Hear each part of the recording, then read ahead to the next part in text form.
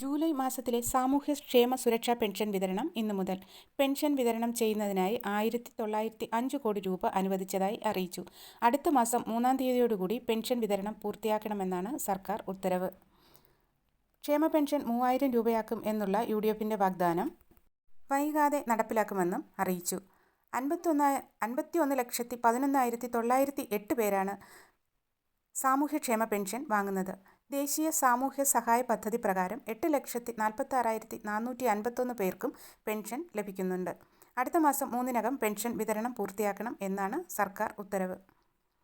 Pension കമ്പനിക്ക് വായ്പയായി മുൻകൂർ സർക്കാർ രൂപീകരിച്ച പ്രാഥമിക സഹകരണ സംഘങ്ങളുടെ കൺസോർഷ്യം സഹകരണ വകുപ്പ് കഴിഞ്ഞ ദിവസം പിരിച്ചുവിട്ടിരുന്നു.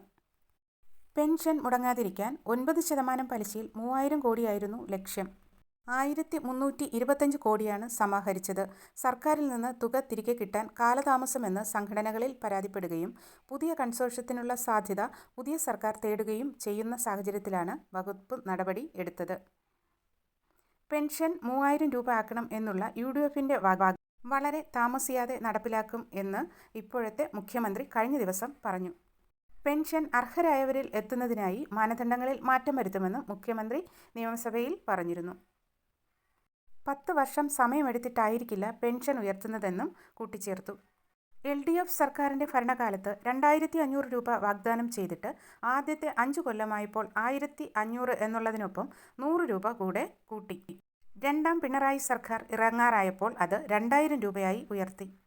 പെൻഷൻ അർഹരായവരിൽ എത്തുന്നതിന് വേണ്ടി മാനദണ്ഡങ്ങളിൽ മാറ്റം വരുത്തി പുതിയ സംവിധാനം സർക്കാർ നടപ്പിലാക്കുമെന്നും അറിയിച്ചു.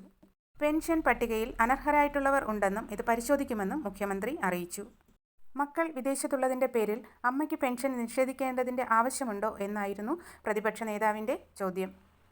എന്നാൽ അർഹരായ ആർക്കും പെൻഷൻ നഷ്ടപ്പെടരുത് എന്നാണ് പുതിയ സർക്കാരിൻ്റെ ആഗ്രഹമെന്ന് മുഖ്യമന്ത്രി പറഞ്ഞു.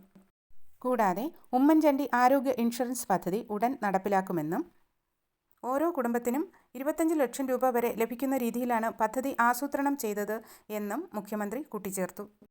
വീടുകളിൽ AC വച്ചതുകൊണ്ട് പെൻഷൻ നിഷേധിക്കുന്നതുമായി ബന്ധപ്പെട്ട വ്യാപകമായ പരാതിയും ഉണ്ട്.